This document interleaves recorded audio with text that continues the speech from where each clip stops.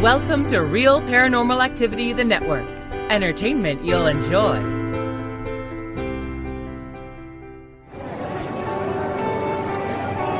You are listening to an RPA production where people gather.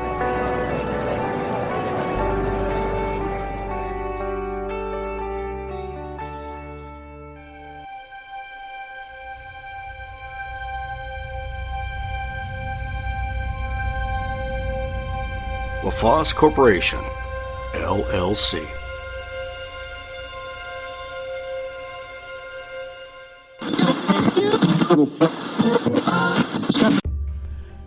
The world is full of mysteries. It's full of strangeness. And it exists with oddities.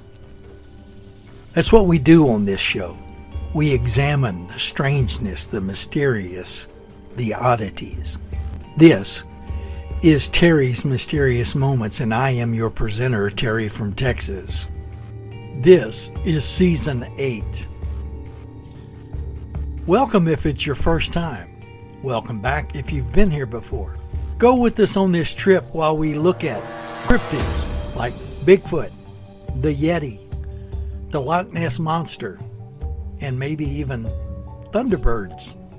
Be with us while we examine stories of legends such as werewolves, vampires, witches, ghosts, and hauntings. Thank you for being here. Enjoy the show.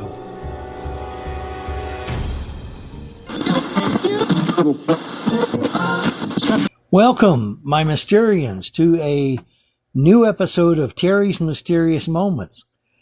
Well, it's the new year, so Happy New Year to everybody. Hope it started off well for you. I want to talk tonight about a situation that pops up every now and then with the discovery of some new area that someone will give the appellation of triangle to. Of course, we have the Bermuda Triangle. We all know about that one. We have the Bridgewater Triangle in Upper New York, Upper New England. We have the Alaska Triangle. There's a place called the Nevada Triangle. Off the coast of Japan is the Dragon's Triangle or the Devil's Sea. There's a place called the Broadhaven Triangle. Another one called the Bennington Triangle. And off the coast of Australia is the Bass Strait Triangle. There are others that are known as triangles. There's even one called the Great Lakes Triangle. So, to me, triangles are places you don't want to be in. I don't know why. I'm not going to get myself located into a triangular room. I'm just not going to do it. Well, anyway, I want to talk about a place in Southern California known as, or recently called, the Borrego Triangle. It's an area in the heart of Southern California's Anza Borrego Desert State Park. And according to all stories, the area is steeped in mystery and unexplained phenomena. So that gives you the definition of a triangle, apparently, in the paranormal term. And all of this stuff that's happening caused the area to become known as the Borrego Triangle. And the name was given to it by paranormal researchers David Flora and Derek Hayes in 2019. Now, they came up with a video. They did a video exploration of the place and came up with various and sundry stories of different kinds. It's not just one thing. It's a collection of stuff. And this area, if you're familiar with Southern California at all, this stretches from Hemet, the western edges of the Salton Sea, and down to the U.S.-Mexico border near Jacumba or Jacumba Hot Springs. The Borrego Triangle is a tapestry of enigmatic tales and sightings, and some say it is a paranormal window area. The area is the subject of the documentary Shadows in the Desert, High Strangeness in the Borrego Triangle by the two aforementioned researchers, and it explores reports of paranormal activity in the area, to include, but not limited to, cryptids, such as the abominable Sandman of Borrego. It's not unusual to have Bigfoot-type creatures talked about in an area like this, and this is not an exception. Among the myriad of mysteries encircling the Borrego Triangle, the legend of the Borrego Sandman stands out with its peculiar intrigue. This enigmatic figure, akin to the legendary Sasquatch, has been a topic of local folklore and speculative discussion for decades. The Sandman, first brought into the spotlight by the above-mentioned 1964 Desert Magazine article describing the area, was described as a large humanoid creature leaving deep, unexplained footprints in the desert sands. The notions of such a creature dwelling in the harsh, arid conditions of the Anza Borrego Desert adds an extraordinary twist to the typical Sasquatch narrative. You know, most Sasquatches will live in wooded or swampy areas with a lot of moisture. The only difference would be like the Yeti creatures, maybe even the Yowie of Australia, who live in desert-like conditions. Reports and tales of this elusive being continue to add a layer of mystique to the Borrego Triangle, captivating the curiosity of both locals and paranormal enthusiasts alike. The Borrego Sandman, with its unique desert adaptation, remains a fascinating aspect of the area's rich tapestry of legends and unexplained phenomena. So this would kind of give you the idea that there are Bigfoot-type creatures in places you wouldn't expect them. Another of the stories in the area are ghosts, such as those at Vallecito Stage Station. And it's no wonder that so many ghosts haunt the lonely trails, mountains, and landmarks of the forbidding desert. Desert lore, stories, and quest for loot and gold have made men greedy. Gunfights, murders, and death from starvation and dehydration have left many dead on these desert, barren trails. Their ghosts still walk the mountain ridges, the gullies, and deserted locations where they once traveled or lived. Spirits with unfinished business who cannot rest because of the way they died.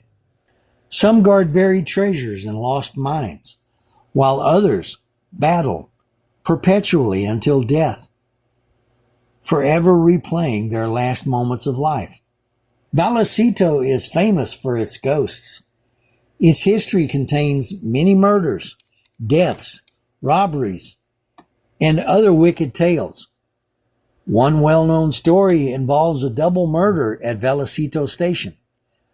It all started with the stage holdup that yielded $65,000 worth of loot to 4 men on horseback who robbed the eastbound stage before it reached Carrizo Wash en route to Vallecito Station. As the men fled the scene, the driver of the stage fired one shot, killing one of the 4 men. When he reached the thief he had shot, he found not one but 2 dead bodies. The driver concluded that the leader of the band of thieves had shot one of his own men so he would not have to divide up the loot.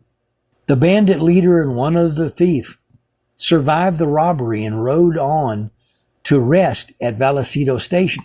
Shortly before they arrived at the station, they buried their loot in some nearby hills and rode on to the station for a drink and some food. It is said that the 2 bandits were arguing while having a drink at the station.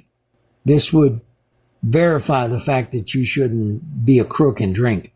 Maybe you shouldn't just drink.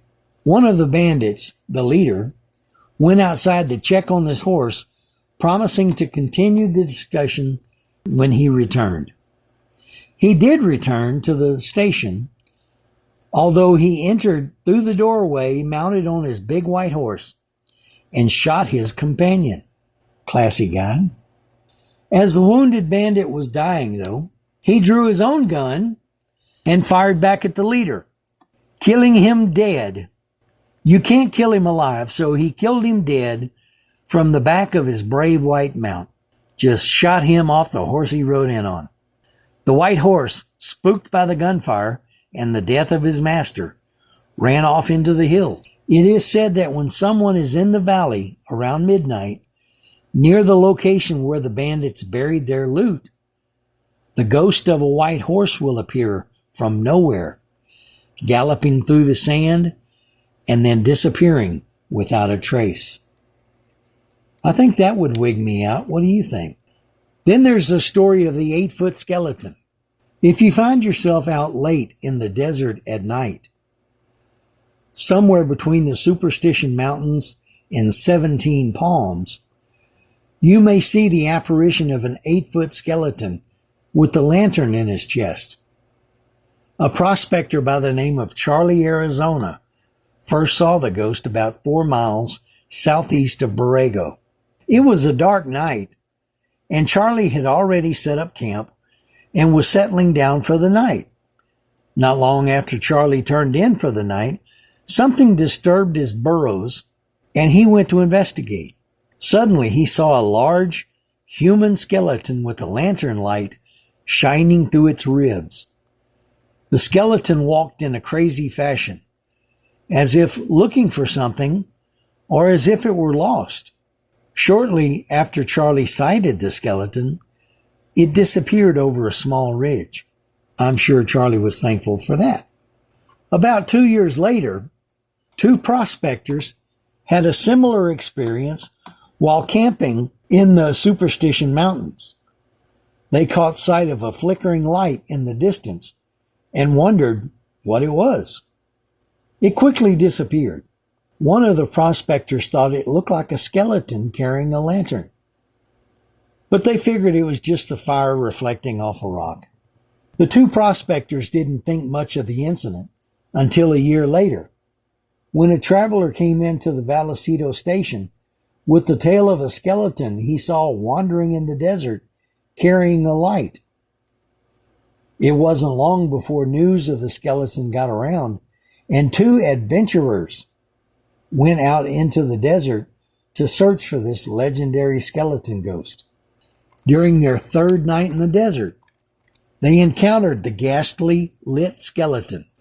One of the men shot at it with a gun, but the skeleton continued on, unfazed by the gunfire.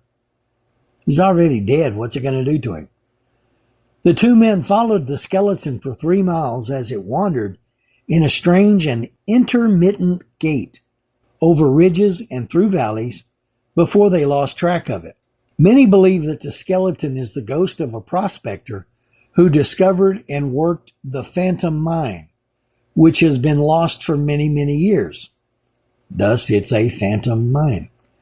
The skeleton is no better off than the rest of us, for he too continues to search for the lost phantom mine, wandering the dark desert nights, looking for his final resting place. Within the Borrego Triangle are more stories of high strangeness, including UFOs. There are many more ghost stories in the area also. The Lady in White is one of them. Disappearances also happen in the area, as seem to happen in areas given the name of a triangle. Or is it just the desert? Who knows? And they're unexplained. As I have said before, perhaps it's the shape of these areas that lend themselves to the weird happenings. After all, one never hears of weirdness occurring in a place called the whatever dodecahedron, do they?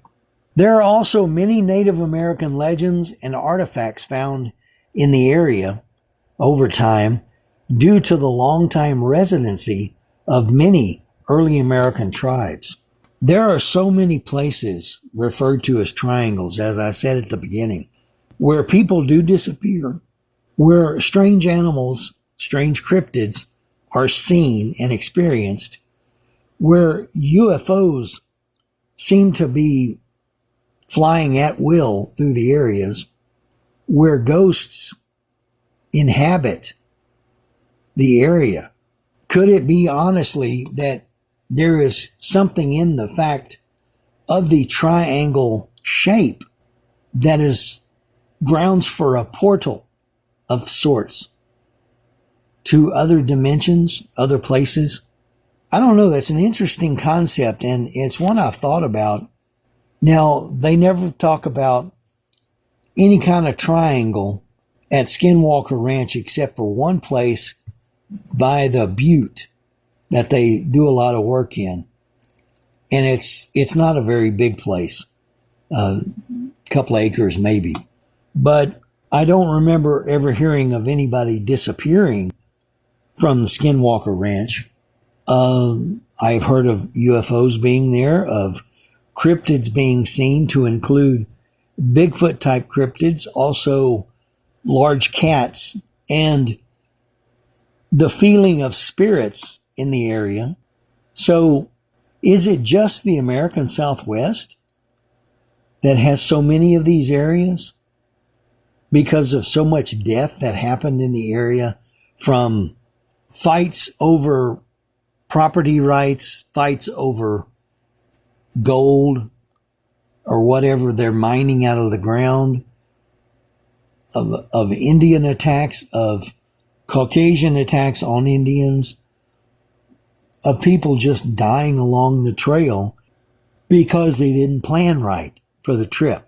I don't know. That's one of those things that I really enjoy talking about and thinking about, are the triangle areas of the world.